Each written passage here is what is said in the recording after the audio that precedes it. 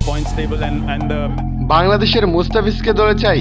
গুজরাতের বিপক্ষে ম্যাচ হেরে মুস্তাফিজকে সুখবর দিয়ে বোম ফাটিয়ে যা বলল বিরাট কোহলি।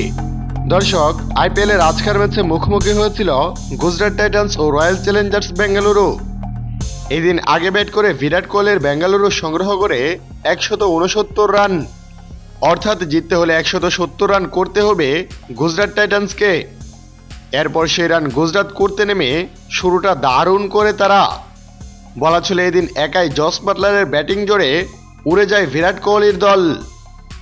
তাতে 2.1 বল হাতে রেখেই জয়ের বন্দরে পৌঁছে যায় গুজরাট টাইটান্স।